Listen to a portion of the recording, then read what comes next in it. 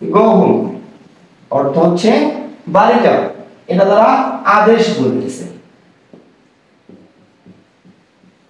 Do not disturb me, আমাকে disturb করো না, এটা দ্বারা নিষেধ বোঝাইছে। আমরা একটা বলি do not waste your time, West your time, তোমার সময় নষ্ট করো না। আমরা একটা সেন্টেন্স দেখলাম আদেশ, আর একটা সেন্টেন্সে দেখলাম আমরা নিষেধ, আর একটা সেন্টেন্সে দেখলাম আমরা উপদেশ। অর্থাৎ যে বলছেন যারা কাউকে আদেশ, নিষেধ, উপদেশ ইত্যাদি করা বোঝায় সেটা হচ্ছে ইম্পারেটিভ সেন্টেন্স।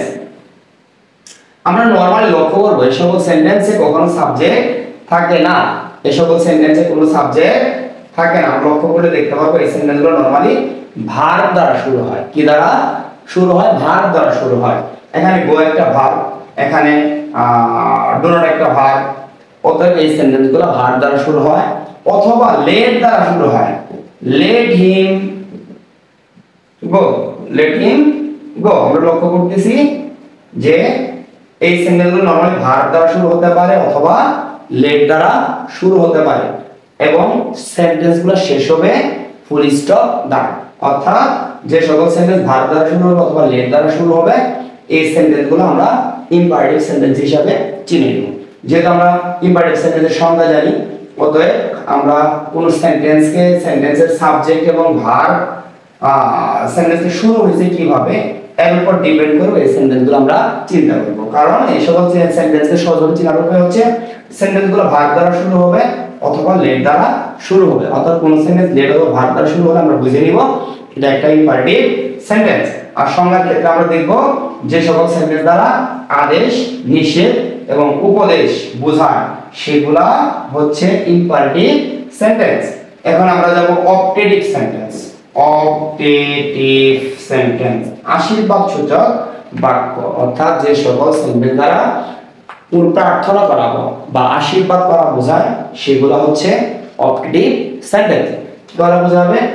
আশীর্বাদ বা প্রার্থনা। আমরা যেটাকে আমরা দোয়া বলি, আমরা দোয়া নামে চিনি, সেই এই সেন্টেন্সগুলো হচ্ছে অপটেটিভ সেন্টেন্স। যদি আমরা एग्जांपल আসি, মে আল্লাহ ব্লেসিং, আল্লাহ তার মঙ্গল করুন, এটা দ্বারা তাকে আশীর্বাদ করা বোঝাইছে। অতএব এটা একটা অপটেটিভ সেন্টেন্স এবং আমরা খুব সহজভাবে চিনতে পারবো এই সেন্টেন্সগুলো মে অথবা মাইট দ্বারা শুরু হতে পারে। এই সেন্টেন্সগুলো নরমালি মে এবং মাইট দ্বারাই শুরু হবে। অর্থাৎ কোন সেন্টেন্স যদি মে বা মাইট দ্বারা শুরু হয় তাহলে আমরা খুব সহজে বুঝবো এটা একটা ইম্পারেটিভ সেন্টেন্স। কিন্তু আমাদের লক্ষ্য রাখতে হবে যে মে বা মাইট দ্বারা শুরু হওয়ার পরেও এগুলা ইন্টারোগেটিভ সেন্টেন্স হতে পারে যদি শেষে প্রশ্নবোধক চিহ্ন থাকে। যদি কোনো সেন্টেন্স মে বা মাইট দ্বারা শুরু হওয়ার পরেও শেষে প্রশ্নবোধক চিহ্ন থাকে তাহলে আমরা বুঝবো এটা অপটেটিভ সেন্টেন্স নয়, এটা ইন্টারোগেটিভ সেন্টেন্স। কারণ মে বা মাইট আমরা জানি এটা একটা মডেল অক্সিলারি ভার্ব, এগুলা মডেল অক্সিলারি ভার্ব হিসেবে ইউজ করা হয়।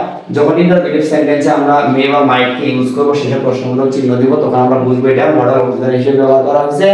অতএব এটা হচ্ছে ইন্টারোগেটিভ সেন্টেন্স। আবার যখন মে বা মাইট দ্বারা কোনো সেন্টেন্স শুরু হবে কিন্তু শেষ হবে ফুল স্টপ দ্বারা, তাহলে আমরা বুঝবো এটা একটা অপটেটিভ সেন্টেন্স। এরকম যত সেন্টেন্সই মে বা মাইট দ্বারা শুরু হোক না কেন আমরা লক্ষ্য করব যদি শেষে ইন্টারোগেশন বা প্রশ্নবোধক চিহ্ন থাকে এটা অপটেটিভ সেন্টেন্স। আর যদি ইন্টারোগেশন বা না থাকে কোনো সেন্টেন্স ফুল স্টপ দ্বারা শেষ হয় তাহলে আমরা সেন্টেন্স শেষে ফুল স্টপ থাকে তাহলে আমরা বুঝবো এটা একটা অপটেটিভ সেন্টেন্স। অর্থাৎ যে এই সকল সেন্টেন্স দ্বারা আশীর্বাদ বা প্রার্থনা করা বোঝাবে, অর্থাৎ যে সকল সেন্টেন্স দ্বারা কোনো আশীর্বাদ বা প্রার্থনা করা বোঝায় এগুলো হচ্ছে অপটেটিভ সেন্টেন্স। এখন আমরা আসবো এক্সক্লেমেটরি সেন্টেন্স। এক্সক্লেমেটরি সেন্টেন্স অর্থাৎ বিস্ময়সূচক বাক্য। বিশ্ব আমাদের প্রথমে বুঝতে হবে বিষয়টা কি। বিষয়টা হচ্ছে কোনো আকস্মিক জিনিস যেটা প্রত্যাশা করা হয় না কিন্তু হয়ে গেছে, এগুলো হচ্ছে এক্সক্লেমেটরি সেন্টেন্স। অর্থাৎ যে সকল সেন্টেন্স দ্বারা মনের ভাব আকস্মিকভাবে প্রকাশ পায়, সেগুলো হচ্ছে ইন্টারোগেটিভ সেন্টেন্স।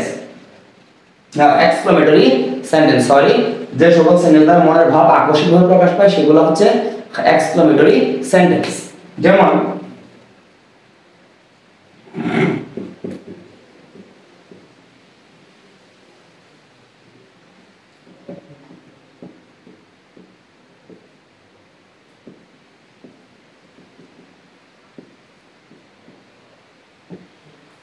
এখানে বোঝা হয়েছে যে hurrah we have won the game, অর্থাৎ এখানে মনের একটা ভাব প্রকাশ পাইছে, হুররা তার মনের একটা ভাব প্রকাশ পাইছে। অর্থাৎ আমরা সহজভাবে চিনতে পারবো যে যদি কোনো সেন্টেন্সে এক্সক্লেমেশন চিহ্নটা থাকে সেটা হচ্ছে এক্সক্লেমেটরি সেন্টেন্স। কারণ যদি কোনো সেন্টেন্সে এই এক্সক্লেমেশন থাকে তাহলে অবশ্যই এটা এক্সক্লেমেটরি সেন্টেন্স। আবার অনেক সময় দেখা যায় এই এক্সক্লেমেশনটা কোন সেন্টেন্সের শেষেও বসতে পারে। যদি কোনো এক্সক্লেমেশন জাতীয় ওয়ার্ড সেন্টেন্সে থাকে এবং ওই ওয়ার্ডের পরে আমরা এক্সক্লেমেশন ইউজ করি, আবার যদি এক্সক্লেমেশন জাতীয় ওয়ার্ড না থাকে তাহলে আমরা সেটাকে সেন্টেন্সের শেষে ব্যবহার করি।